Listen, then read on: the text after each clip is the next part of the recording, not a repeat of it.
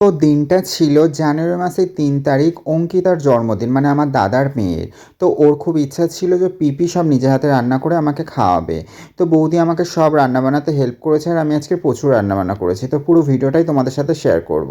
So hello guys, welcome to my new blog. ওই দিন আমি দীঘা থেকে বাড়ি ফিরেছি, আর ফিরতে ফিরতে আমার একদম সন্ধ্যা হয়ে গেছিলো। তো আমি বাড়ি এসে জাস্ট হাত মুখ ধুয়ে আমি রান্নাঘরে রান্না করতে চলে এসেছি, কারণ বৌদি সব কিছু রান্না একা পেরে উঠছিল না। আজকেরকার যে মেনুগুলো আছে অবশ্যই তোমাদের সাথে শেয়ার করব।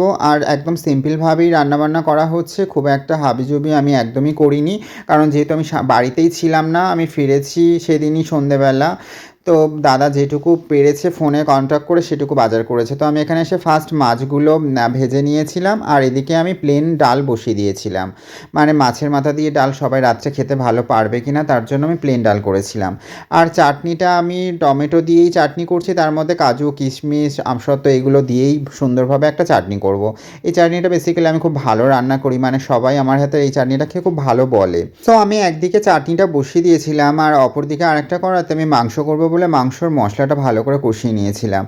এমন কিছু মশলা আমি একদমই ইউজ করিনি, জাস্ট আদা রসুন আর ধনে গুঁড়ো, আর তাছাড়া কিছুই না। আর একটু কাশ্মীরি লঙ্কার গুঁড়ো দিয়েছি কালারের জন্য।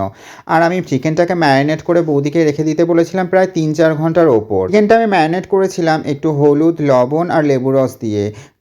এই তিনটে জিনিস দিয়ে তোমরা যদি ম্যারিনেট করে রাখো, চিকেনের যে একটা গন্ধ থাকে সেটা তোমরা কোনোদিনই পাবে না। চিকেনটা অসাধারণ একটা টেস্ট আসে।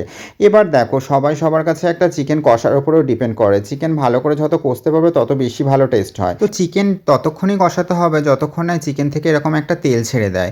যখন চিকেন কষানোর পর এরকম একটা তেল বেরিয়ে আসবে তখন ভাববে যে চিকেন কষানো হয়ে গেছে। আর চিকেন কষানোর সময় আমার চিকেনটা পুরো গলে যায়, যাতে আমি জলটা কম ইউজ করতে পারি। তো রান্নাবান্না আমার মোটামুটি সব কমপ্লিট হয়ে গেছিলো। আর সব মেনুগুলোর ভিডিও ক্লিপ আমার নিতে একদমই মনে ছিল না, কারণ অলরেডি অনেকটা রাত হয়ে গেছিলো। যেহেতু গেস্টরা সবাই চলে এসেছিলো, তো আমি দেরি না করে কেকটা খুলে রেডি করে নিচ্ছিলাম, যাতে কেকটা কাটা হয়ে গেলে সবাই একটু করে কেক খেতে পারে, তারপর সবাই ডিনারে খাওয়ার ব্যবস্থা করব। তো সেই অনুযায়ী আমি কেকটা এখানে রেডি করে নিয়েছিলাম। তো কেকটা আমার ভীষণ পছন্দের ছিল, তো আমি দীঘা থেকে ফেরার সময় আমি কেকটা নিয়ে এসেছিলাম। তো স্পেশালি তোমাদের কেকটা কেমন লাগলো অবশ্যই কিন্তু কমেন্ট করে জানিও। তো এখানে স্পার্কেলটা জ্বালানোর সময় আমার দাদার মেয়ে মানে পুকি, আমি ভালোবেসে পুকি বলে রাখি, তো ও হচ্ছে ভয় পেয়ে গেছিল, কারণ স্পার্কেলটা একদমই জ্বলতে চাইছিল না। তো পুকি এখানে কেক কাটছে, আর এদিকে দাদার ছেলে ও তো ভয়তে আমাকে একদম জড়িয়ে ধরে আছে, ছাড়তেই চাইছিল না, কারণ বেশি লোকজন দেখলেও ভীষণ ভয় পায়।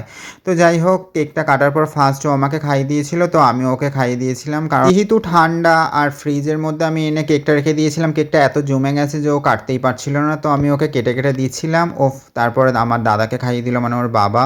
তারপর ওর মাকেও একটু খাইয়ে দিয়েছে। আমি ওকে বললাম একে একে বাড়ির যতগুলো মানুষ আছে সবাইকে তুমি একটু কেক খাইয়ে দাও। তো আমি এটাই ওকে আমি বলেছিলাম, তো সেম তাই করেছিল, কারণ ও যখন ফার্স্ট হয়েছিল তখন এই বাড়িতে কোনো বাচ্চা ছিল না, আর ওকে সবাই খুব ভালোবাসতো, এখনও ভালোবাসে। তো আর যেহেতু ওর বার্থডে, তো সবাই খুব মজা করে এই ব্যাপারটা নিয়ে, তো ও সবাইকে একটু খাইয়ে দিলে সবাই খুব খুশিই হবে। এখানে যারা ছিল বেশিরভাগ ছিল দাদু আর দিদা, কাকার সংখ্যাটা কম, কারণ যেহেতু ওর কাকাগুলো সবাই কাজে চলে গেছিলো, নাইট ডিউটি ছিল কারোর, কেউ আসতে পারেনি।